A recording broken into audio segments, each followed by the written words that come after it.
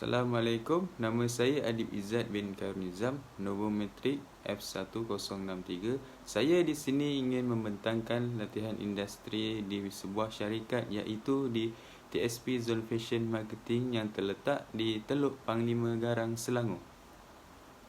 Mari kita lihat table of contents dia ada apa je. Pertama, pengenalan. Kedua, latar belakang organisasi. Ketiga, laporan teknikal. Keempat, kesimpulan. Dan yang terakhir, kelima, komen dan cadangan.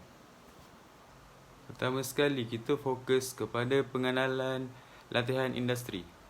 Pendahuluan dia, bersyukur kehadrat Ilahi kerana dengan limpah kurnianya saya dapat menjalankan serta menamatkan latihan industri di TSP Zone Fashion Marketing Sdn Bhd dengan jayanya.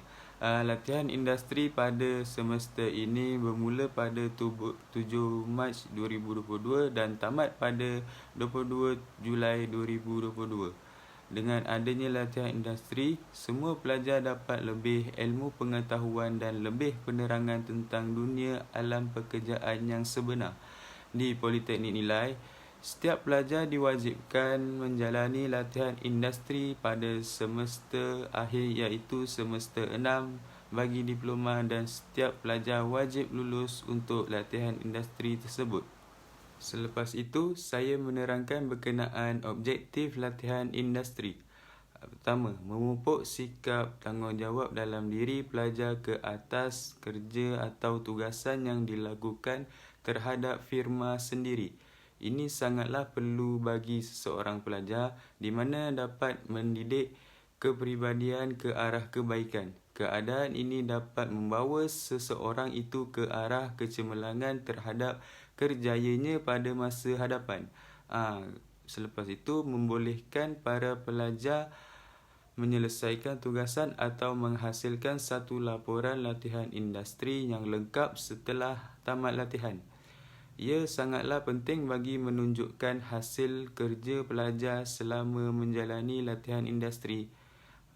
Selain itu, dapat melihat cara penyediaan dari permulaannya hingga selesai sesuatu tugas. Di samping itu, semasa latihan industri juga dapat melatih atau memperoleh ilmu pengetahuan untuk menghasilkan sebuah laporan yang berformat dan bermutu tinggi. Selepas itu, membantu para pelajar cara berkomunikasi di antara pekerja dengan majikan dan pekerja sesama pekerja di dalam satu hubungan harmoni di alam pekerjaan.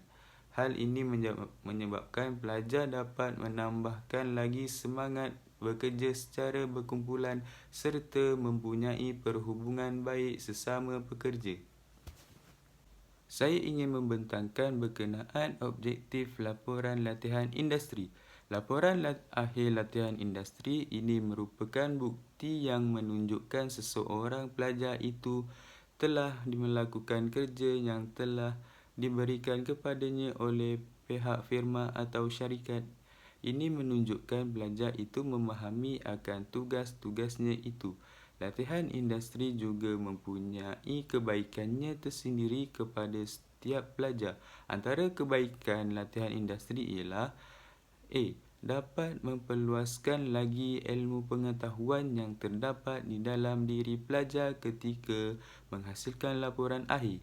Pada waktu inilah segala pengalaman dan pengetahuan dapat dicurahkan untuk melengkapkan laporan akhir latihan industri. Pada masa yang sama, pelajar juga dapat mengingat kembali dan seolah-olah mengulangi segala apa yang telah dipelajari semasa di politeknik maupun di industri. Membolehkan seseorang pelajar itu mencatatkan segala ilmu yang dipelajari semasa menjalankan latihan industri ke dalam buku jurnal harian. Seterusnya, kepentingan latihan industri. Latihan industri adalah salah satu perkara yang penting bagi setiap pelajar.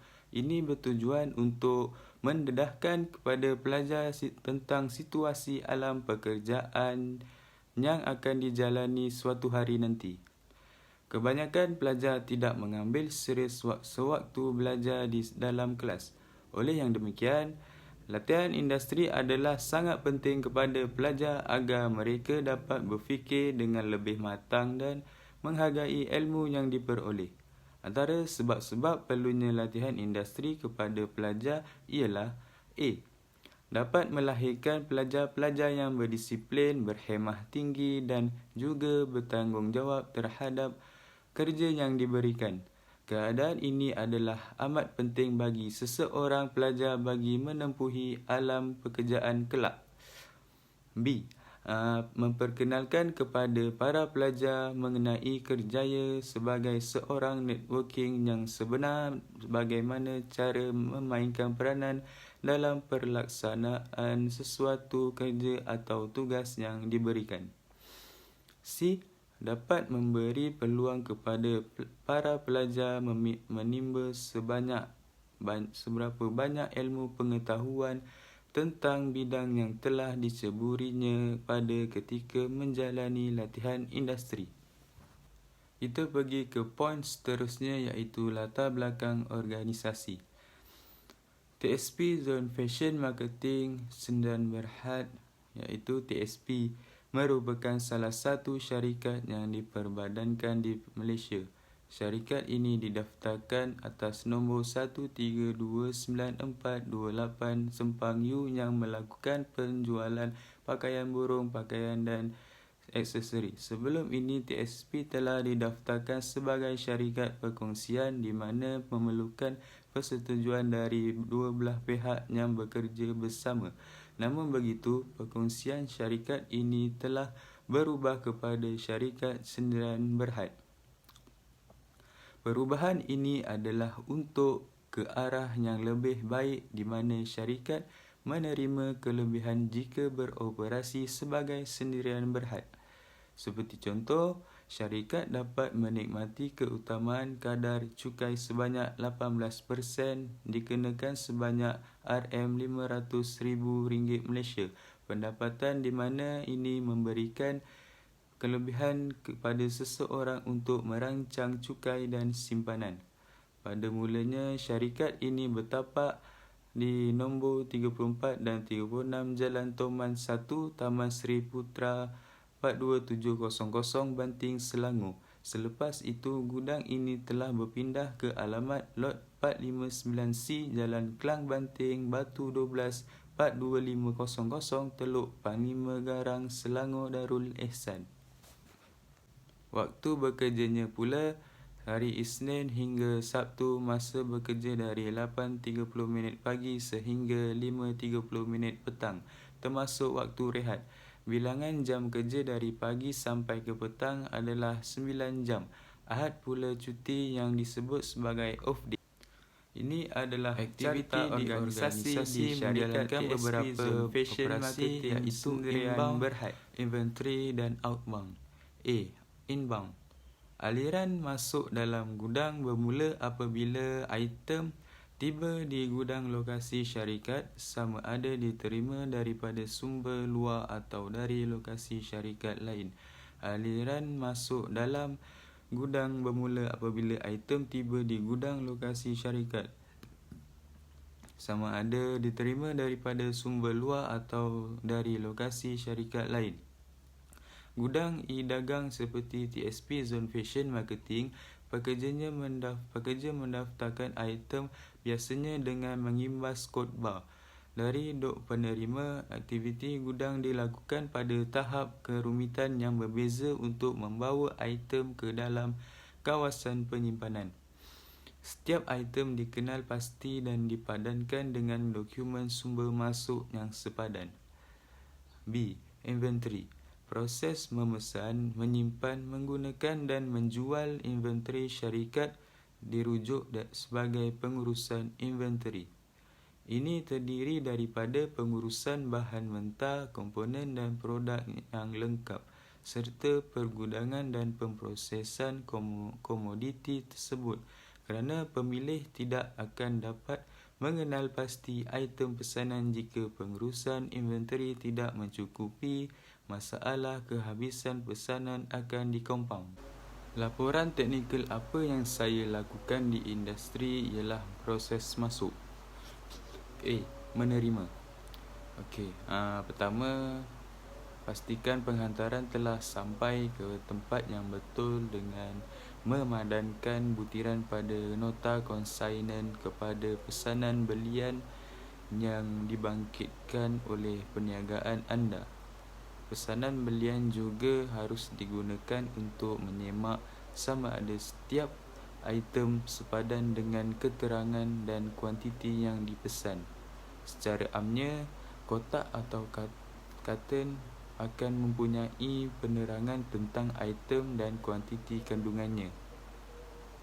Kedua, unggah barang di stesen penerima.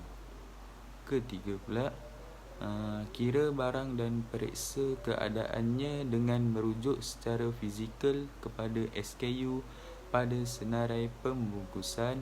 Ada yang mengira karton yang diterima dengan tangan dan merogol palet dengan rogol putih untuk mengesahkan kuantiti.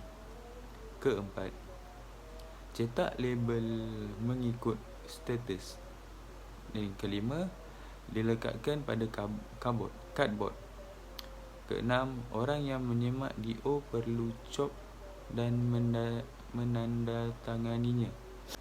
Ini adalah contoh gambar delivery order iaitu DO, yang mana outlet meminta pesanan untuk proses penghantaran barang. Kesimpulan yang saya dapat di industri ini dalam tempoh saya menjalankan latihan industri di TSP Zone Fashion Marketing Sdn Bhd ini, banyak pengalaman yang tidak ternilai yang saya peroleh. Berdasarkan perkara sedemikian, dapatlah saya menyimpulkan keseluruhan pengajaran dan juga pengalaman yang saya tempuhi sepanjang tempoh latihan industri ini dalam jangka masa 6 bulan atau 20 minggu. Dengan bangganya, saya nyatakan bahawa dengan menjalani latihan industri di TSP Zone Fashion Marketing Sdn Bhd ini adalah merupakan yang tidak ternilai yang saya peroleh di dalam kehidupan sepanjang bergelar sebagai seorang pelajar ini. Ini adalah berdasarkan kepada apa yang saya lalui semasa menjalankan tugas pada situasi yang sebenar dan menempuhi masalah yang muncul dengan tiba-tiba dan perlu mencari penyelesaian dengan langkah yang wajar.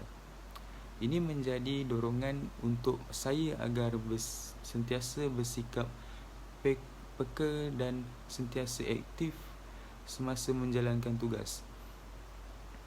Tugas dan tanggungjawab yang diamanahkan oleh syarikat juga banyak memberi pengalaman kepada diri saya. Ini kerana pada masa demikian, saya akan dapat menilai potensi diri sendiri akan kelemahan dan kelebihan yang terdapat pada diri saya. Saya ingin memberikan komen dan cadangan terhadap syarikat ini. Kita fokus terlebih dahulu untuk komen syarikat ini. Pertama, staf-staf perlu menunjukkan contoh yang baik kepada pelatih kerana mereka merupakan role model kepada pelatih yang seterusnya memberi persepsi terhadap suasana pekerjaan. Yang kedua, pihak syarikat perlu memperbanyakkan staf-staf tetap di semua departmen bagi memudahkan para pelajar berkomunikasi berkaitan kerja dengan mereka berbanding ke supervisor, di mana tugasan supervisor terlalu besar dan tidak mampu untuk memantau semua pelajar dan kekurangan masa di dalam pejabat kerana banyak kerja outstation. Yang ketiga, tempoh latihan industri yang ditetapkan oleh pihak politeknik selama 1 semester adalah bersesuaian dan menepati waktu yang sewajarnya. Dalam jangka masa 6 bulan, para pelajar dapat memperolehi pengalaman yang diinginkan. Jika dalam tempoh masa yang singkat, Para pelajar tidak dapat memperolehi pengalaman tetapi sekadar memenuhi syarat. Okey, selepas itu kita fokus kepada cadangan pula. Pertama, pihak syarikat seharusnya lebih peka terhadap masalah pelajar sekiranya pelajar mengalami masalah semasa menjalani latihan industri. Pihak politeknik perlu menitik beratkan penguasaan bahasa Inggeris kepada pelajar bagi mengelakkan sebarang masalah timbul sekiranya syarikat yang menempatkan pelajar menggunakan bahasa Inggeris untuk berkomunikasi. Pihak syarikat perlulah memberi kepercayaan kepada pelajar untuk membuktikan kesungguhan mereka belajar dalam menjalani latihan industri di sesebuah syarikat. Yang terakhir, yang kedua, syarikat juga perlulah berlaku adil kepada semua pelajar latihan industri dan tidak memilih kasih. Seterusnya, syarikat perlu jujur dalam melakukan setiap pekerjaan dan tidak berlakunya sebarang unsur penipuan terhadap pelanggan dan juga tidak menunjukkan sikap yang tidak sepatutnya kepada staf baharu. Sebagai penutup, saya ingin memberikan sedikit pantun. Bunga bangkai si Rafflesia Arnoldi, baunya sungguh busuk sekali. Pidato pendidikan sampai di sini, semoga kelak berjumpa lagi. Pisau diasah pagi-pagi, bawa ke kebun untuk membabat. Berakhir sudah pidatoku ini, semoga bisa memberi manfaat. Mohon maaf atas salah silap, terlebih terkurang mohon halalkan. Itu saja dari saya. Sekian, terima kasih. Assalamualaikum.